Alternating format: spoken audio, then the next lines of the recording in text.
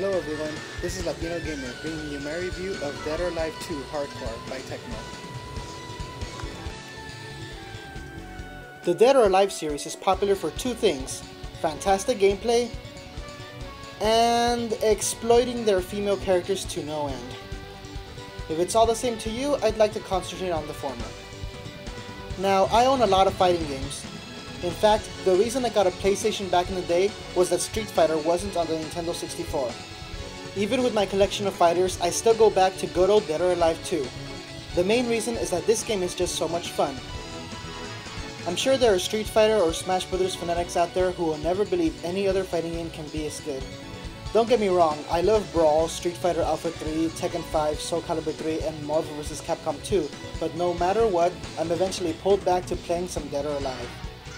This game is rated T due to the somewhat realistic violence, which is along the lines of Tekken or Virtua Fighter without any of the gore of Mortal Kombat, as well as Team Ninja's aforementioned fixation with exhibiting their female characters, a syndrome known as fan service. Parents can decide for themselves whether or not they're okay with their children playing this. I'd like to point out that there's a lot more to look at besides the females. I apologize for the footage because it really doesn't do this game justice.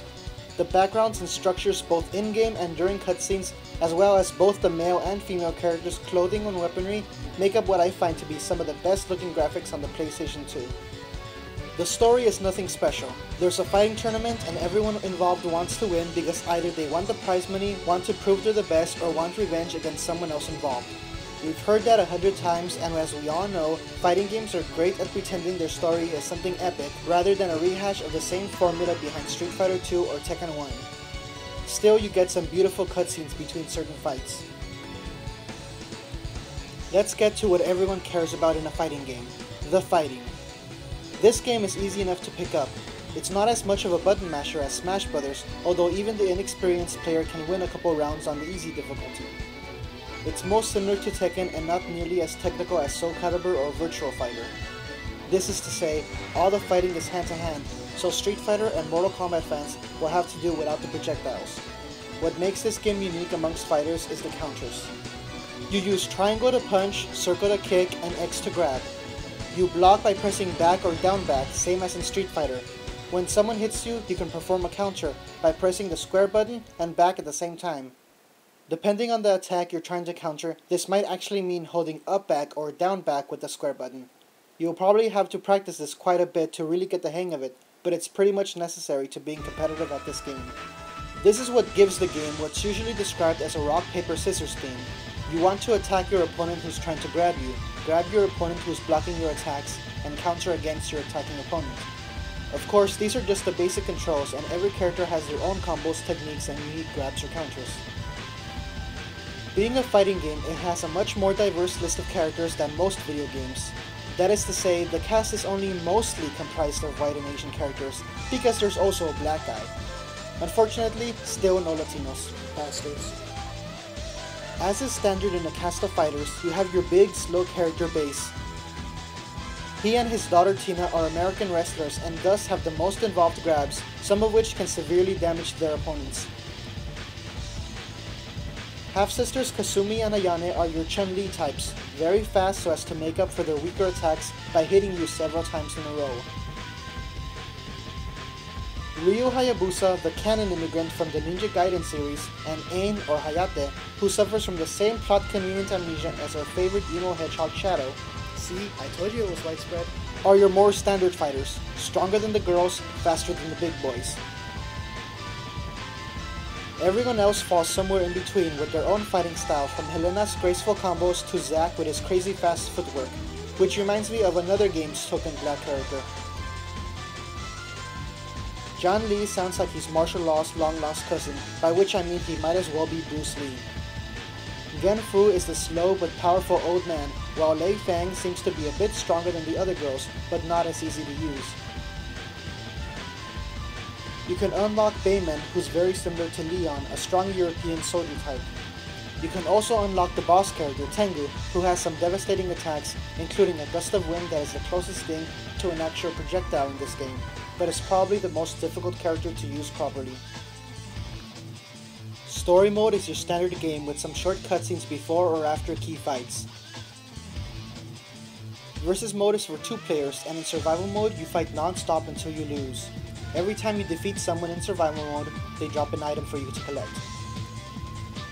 If you hit someone while they're down, they drop an additional item. In team battle, you choose as many as 5 characters and fight against a computer or a second player until one side loses all of their characters.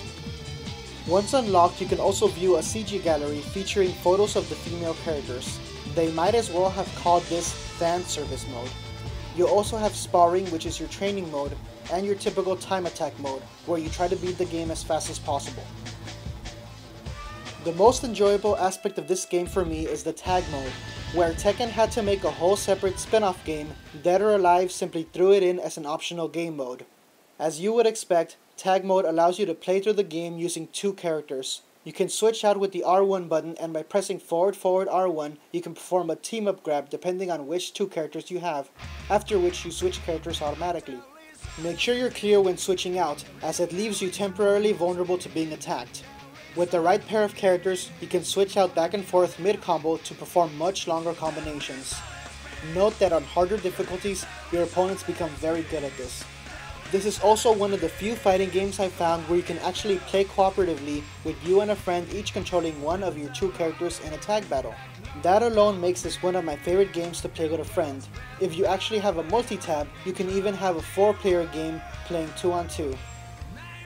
If you're a fan of fighting games and own a PlayStation 2, this is one of the most worthwhile games to own. If you've tried other fighters and have never been a big fan, this game is at least worth a rental. It's different enough from other fighters to possibly change your mind, but probably not revolutionary enough to buy without trying it first, unless you find it cheap. Even if it doesn't change your mind about fighting games, it should provide enough amusement to warrant the rental cost. If you're looking for a gripping story, look somewhere else. But if you want a fighting system that's a bit more unique than your standard fighter and a lot of fun to play, I highly recommend this game. Dreamcast, Xbox, and Xbox 360 owners can find other games of the same series for their own consoles. Unfortunately, Dead or Alive 2 Hardcore was the only one released on the PlayStation 2, so I've been unable to try out the newer ones. But from my experience, fighting games tend to keep their recurring characters intact, so the rest of the series is probably worth trying out.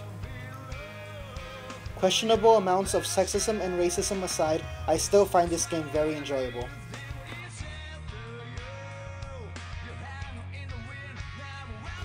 Thank you for listening, and happy gaming.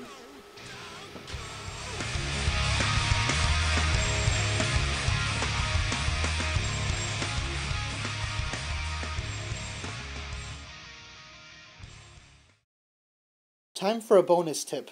First, make sure you have Bayman unlocked by completing story mode with each character on easy. Begin a fight in survival mode. When you're about to finish off an opponent, open up the disc tray on your PlayStation 2. The fight will continue, but when you defeat your enemy, the game will be unable to load your next opponent.